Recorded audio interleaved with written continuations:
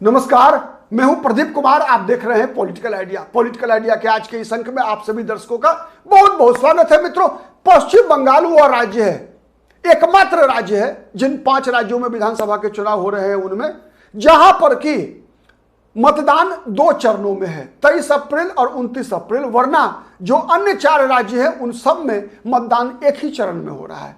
मित्रों, पश्चिम बंगाल वह राज्य है जहां पर कि 15 वर्षों से ममता बनर्जी की सरकार है, और पश्चिम बंगाल वह राज्य है जहां पर कि वर्तमान में कांग्रेस पार्टी के विधायकों की संख्या 0 है। और पश्चिम बंगाल वह राज्य है जहां पर कि इस बार कांग्रेस पार्टी ने अपने बलबूते पर कई चुनाव के बाद कांग्रेस पार्टी ने लगभग 20 वर्षों के बाद कांग्रेस पार्टी ने अपने बल पर चुनाव लड़ने का फैसला किया है। और जब अपने बल पर चुनाव लड़ने का फैसला किया है तो निश्चित है कि कांग्रेस पार्टी की एक खास रणनीति होगी, और उसी कांग्रेस पार्टी की खास रणनीति को अमली जामा पहनाने के लिए कांग्रेस पार्टी ने पश्चिम बंगाल विधानसभा चुनाव में इमरान मसूद को बड़ी जिम्मेवारी दी है। मित्रों, आप सबको पता है कि इस विधानसभा चुनाव में जितने भी प्रमुख दल हैं, भारतीय जनता पार्टी ने एक भी मुसलमान उम्मीदवार नहीं बनाया। ममता बनर्जी 47 मुसलमानों को उम्मीदवार बनाया है ममता बनर्जी ने, लेकिन कांग्रेस पार्टी ने 70 मुस्लिम उम्मीदवार पश्चिम बंगाल में उतारे हैं। और कांग्रेस पार्टी का यह प्रयास है कि इस विधानसभा चुनाव में कांग्रेस कम से कम इतनी सीटें जीत कर आए जिससे कि ममता बनर्जी की सरकार बगैर कांग्रेस के समर्थन के पश्चिम बंगाल में नहीं बन सके। और उसी के लिए कांग्रेस पार्टी ने 70 मुस्लिम उम्मीदवार उतारे हैं, और इमरान मसूद जैसे उत्तर प्रदेश के बड़े चेहरे को कांग्रेस पार्टी ने पश्चिम बंगाल के विधानसभा चुनाव में अभियान चलाने के लिए बड़ी जिम्मेवारी दिया है। मित्रों, इन लाइटर नोट, आप सबको पता है इमरान मसूद पूरे देश में चर्चित क्यों हुए थे, कब हुए थे। सहारनपुर उत्तर प्रदेश से सांसद हैं। 2014 का लोकसभा चुनाव जब इमरान मसूद समाजवादी पार्टी में हुआ करते थे, उनका एक बयान पूरे चुनाव में चर्चित रहा था। प्रधानमंत्री नरेंद्र मोदी उस समय प्रधानमंत्री के उम्मीदवार के रूप में चुनाव लड़ रहे थे। बोटी वाला मामला जो है, आपको याद होगा, याद दिलाऊं, कुछ दर्शकों को शायद नहीं याद होगा तो मैंने सोचा याद दिला दे।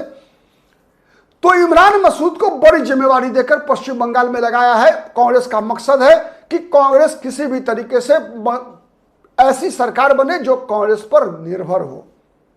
कांग्रेस कम से कम इतनी सीटें जीतने में कामयाब हो जिससे कि कांग्रेस एक शक्ति के रूप पे, ताकत के रूप पे पश्चिम बंगाल में पहचानी जा सके।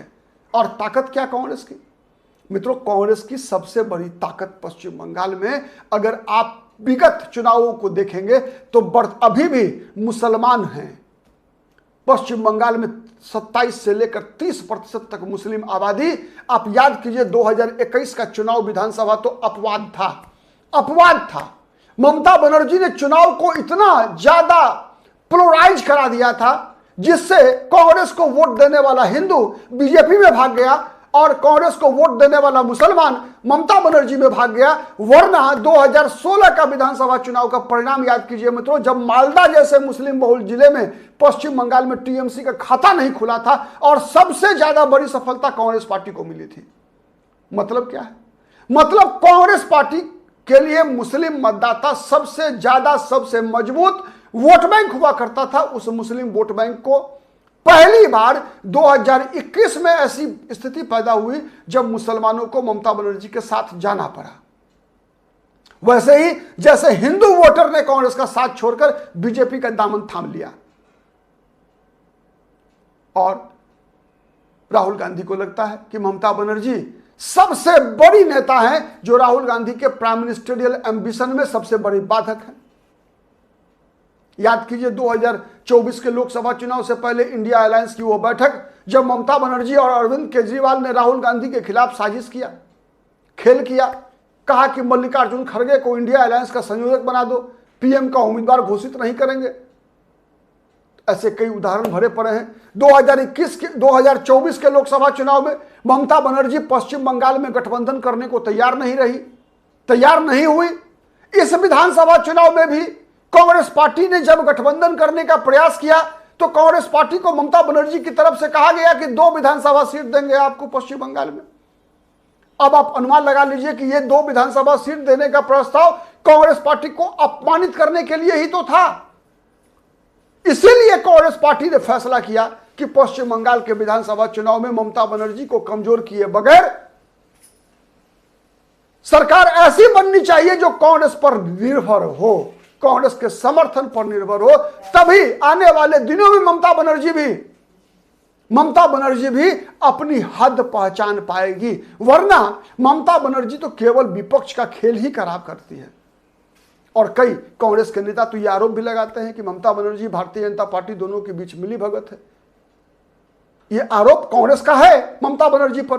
ममता बनर्जी पर लगातार आरोप लगता है कि ममता बनर्जी तो any time she can switch over. Mamata Banerjee पहले भी बीजेपी के साथ सरकार में रही है, केंद्र में मंत्री रही है, रेल मंत्री रही है, केंद्र में कोयला मंत्री रही है ममता बनर्जी पहले बीजेपी के साथ। अटल बिहारी वाजपेयी की सरकार में भारतीय जनता पार्टी के जितने भी बड़े नेता रहे हैं सबके साथ ममता बनर्जी की दोस्ती रही है। कांग्रेस के लोग तो अब यह भी आरोप लगाते हैं कि ममता बनर्जी और भारतीय जनता पार्टी के बीच सीक्रेट डील है, जिसके तहत दोनों एक दूसरे पर ऐसा बयानबाजी करते हैं जिससे कि पश्चिम बंगाल के माहौल 100% ध्रुवीकृत हो जाए। तो कांग्रेस पार्टी के लिए पश्चिम बंगाल में जो देखिए हर राजनीतिक दल का बेस वोट होता है। जैसे मैंने कई बार कहा है कि केरल की राजनीति की बात करेंगे तो केरल में सीपीएम के लिए बेस वोट क्या था, अब तो वो टूट रहा है, लेकिन इजावा। कांग्रेस के लिए बेस वोट क्या है, ईसाई मुसलमान। तो इंडियन यूनियन मुस्लिम लीग से गठबंधन है, इसलिए कांग्रेस के साथ है। 1976 से पहले तो मुसलमानों का एक वोट भी नहीं मिलता था कांग्रेस पार्टी को केरल में। उन दिनों केरल में इंडियन यूनियन मुस्लिम लीग का गठबंधन कम्युनिस्ट पार्टियों से हुआ करता था। तो सबसे पुराना बेस वोट कांग्रेस पार्टी का केरल में कौन है तो नायर और क्रिश्चियन। वैसे ही अगर पश्चिम बंगाल में देखेंगे तो भारतीय जनता पार्टी का बेस वोट क्या है, सबसे ज्यादा वोटर भारतीय जनता पार्टी के पक्ष में दलित और आदिवासी हैं।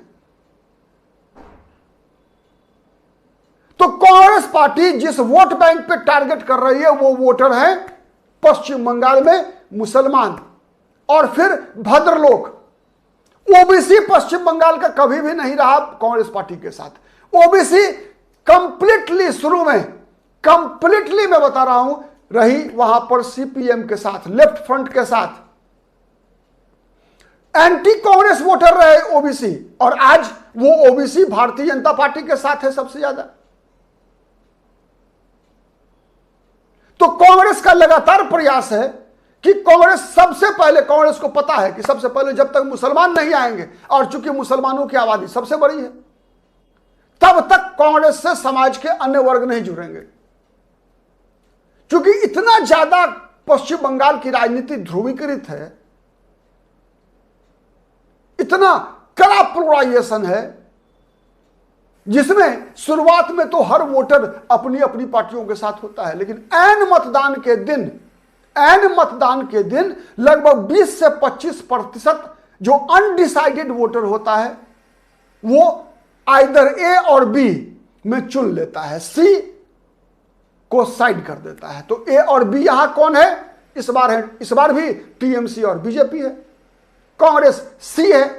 तो इसीलिए सी के साथ रहने वाले मतदाता भी ए और बी की तरफ चले जाते हैं, मतलब हिंदू चले जाते हैं बीजेपी के साथ, मुसलमान चले जाते हैं ममता बनर्जी के साथ।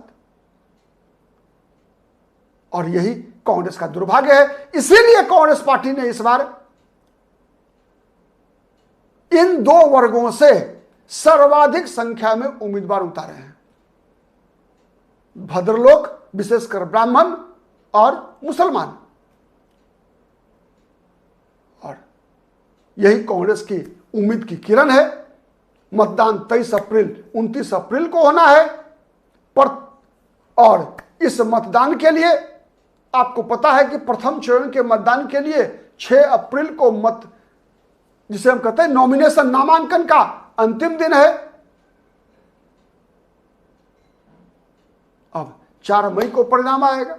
तब देखते हैं कि कांग्रेस पार्टी की यह रणनीति इमरान मसूद को बड़ी जिम्मेवारी देना, और जब केरल विधानसभा चुनाव खत्म हो रहा है, जब असम का 9 अप्रैल को मतदान खत्म होने के बाद पूरी कांग्रेस पार्टी इमरान मसूद ही नहीं बल्कि इमरान प्रतापगढ़ी जैसे, राशिद अल्वी जैसे नेता भी, तारिक अनवर जो कांग्रेस के बड़े सांसद हैं, पूर्व वर्तमान सांसद हैं बिहार से, ये सब के सब पश्चिम बंगाल में कैंप करने जा रहे हैं। और मकसद एक ही है कि कांग्रेस पार्टी को कम से कम इतनी सीटें जितवाना जिससे कि ममता बनर्जी की सरकार कांग्रेस पर निर्भर हो। और इसीलिए इमरान मसूद लगातार, आप देखिए, भारतीय जनता पार्टी पर आरोप लगा रहे हैं कि बांग्लादेशी घुसपैठियों का मुद्दा इनको केवल चुनाव के दौरान याद आता। ओवैसी पर हमलावर हैं, ओवैसी के बारे में लगातार हुमायूं कबीर से गठबंधन करने की बात को इमरान मसूद ने कहा है कि अब ओवैसी का मुखौटा उतर गया है, धर्मनिरपेक्ष बोलते हैं। आपको याद होगा मित्रों, लोकसभा परिसर में जब मल्लिकार्जुन खड़गे ने इमरान मसूद को क्या कहा था, जो बात वायरल हो गया था, कहा था कि भाई हैदराबाद वाले को रोको, हैदराबाद वाला खराब कर रहा है। तो यही थे इमरान मसूद जिनको कि मल्लिकार्जुन खड़गे कह रहे थे कि हैदराबाद वाले भाईजान को रोको। ममता बनर्जी पर हमलावर हैं, बोल रहे हैं कि ममता बनर्जी की पार्टी के लोग केवल गुंडागर्दी करते हैं।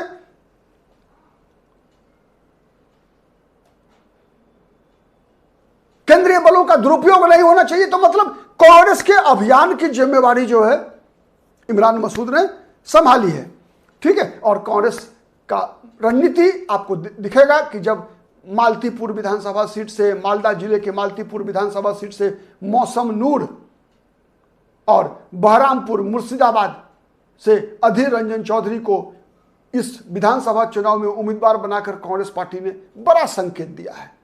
अब इस संकेत पर इमरान मसूद कैसी बैटिंग करते हैं ये तो पता चलेगा 4 मई को। आज के लिए इतना ही, फिर मुलाकात होगी किसी अन्य मुद्दे पर। तब तक के लिए नमस्कार।